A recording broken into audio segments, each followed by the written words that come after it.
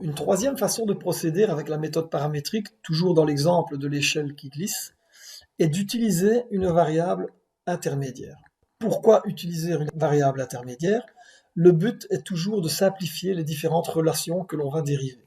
Donc, en l'occurrence, si je passe par une variable intermédiaire, je vais avoir une relation supplémentaire, mais d'un autre côté, je vais avoir des relations plus simples. Donc, plus de relations qui sont plus simples, c'est parfois plus facile que peu de relations qui sont très complexes. Donc, en l'occurrence, ici, je vais choisir comme variable intermédiaire l'angle θ. J'aurais pu prendre gamma, mais j'ai choisi θ. Alors, en prenant θ, on a très simplement une relation entre, dans un premier temps, xb et l'angle θ. Donc xb est égal à 5 sinus θ.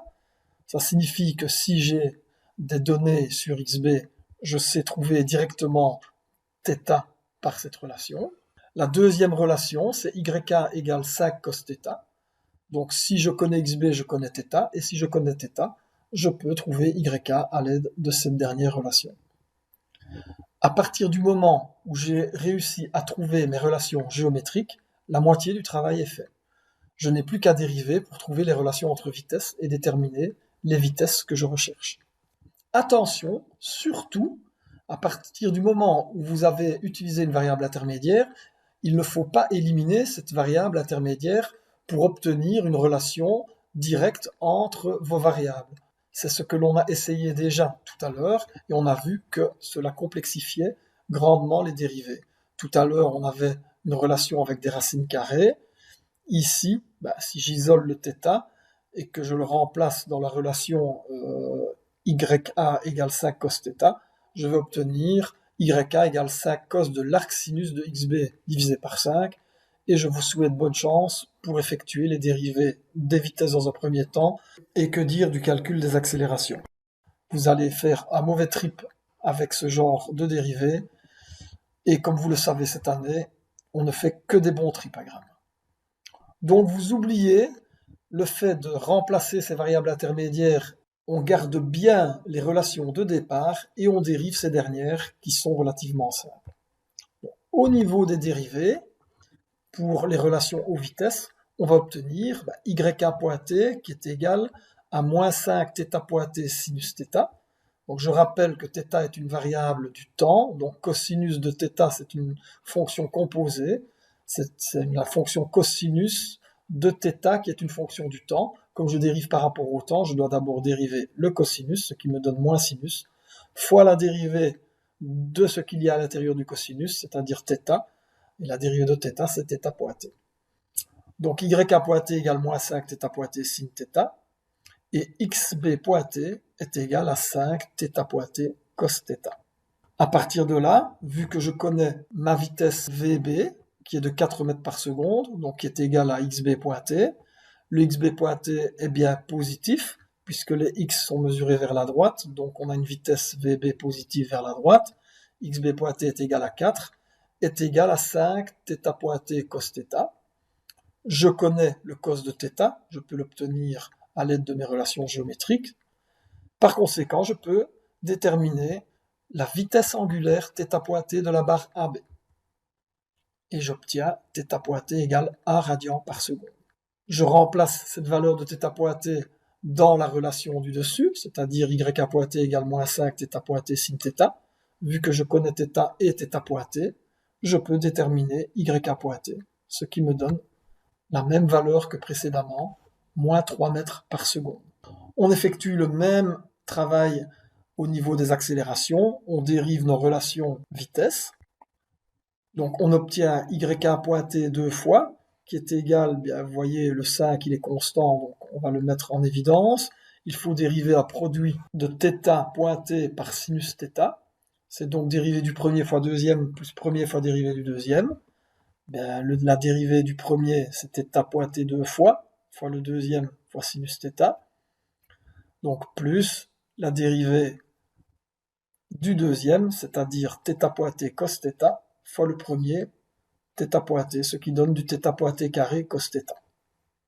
Au final, on a la relation YA point t deux fois égale moins 5 θ point t deux fois sin θ moins 5 θ point t carré cos θ. On fait la même chose avec le xb point t, on obtient le même genre de relation, 5θ point t 2 fois cos θ moins 5θ point t carré fois sin θ. À partir de ces relations et de la connaissance de mes vitesses que j'ai calculées précédemment, je peux, à partir de la relation tout en bas, xb point t 2 fois, qui lui est connu, puisque l'accélération du point B est de 2 mètres par seconde au carré de droite vers la gauche dans le sens inverse des axes. Par conséquent, le xb point t 2 fois vaut moins 2 mètres par seconde au carré. Le θ point t 2 fois, je ne le connais pas. θ, je le connais.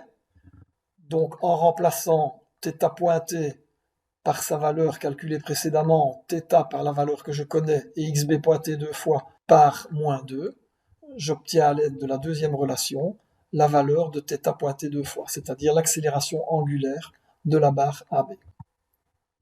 Ici, elle vaut 0,25 radians par seconde au carré.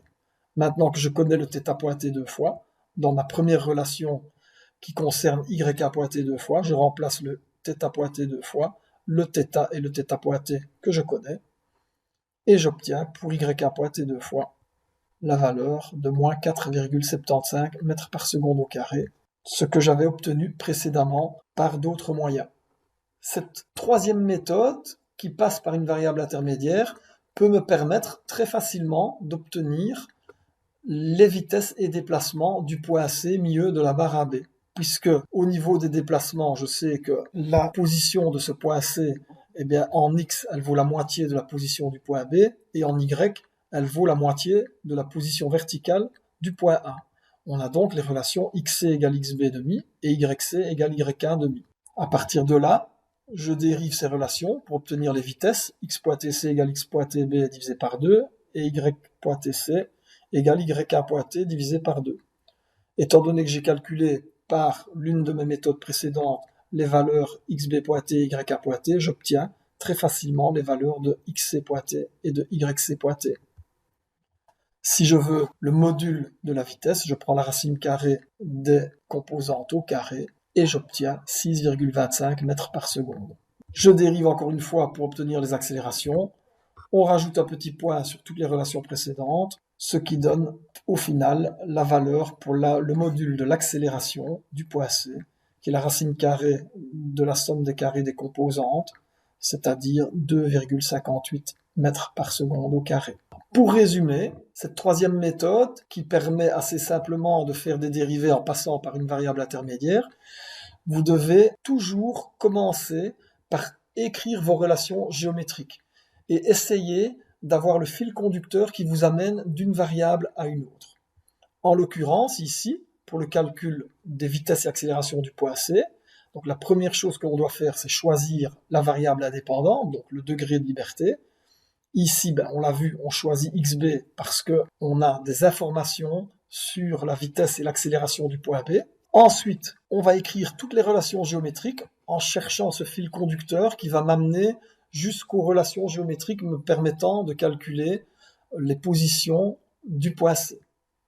Ainsi, les différentes relations géométriques sont les suivantes. 5 sinus θ égale xb. Donc, à partir de la connaissance de la position du point B, je peux obtenir l'angle θ à l'aide de cette relation. Y1 égale 5 cos θ. Si je connais l'angle θ, je peux calculer la position YK.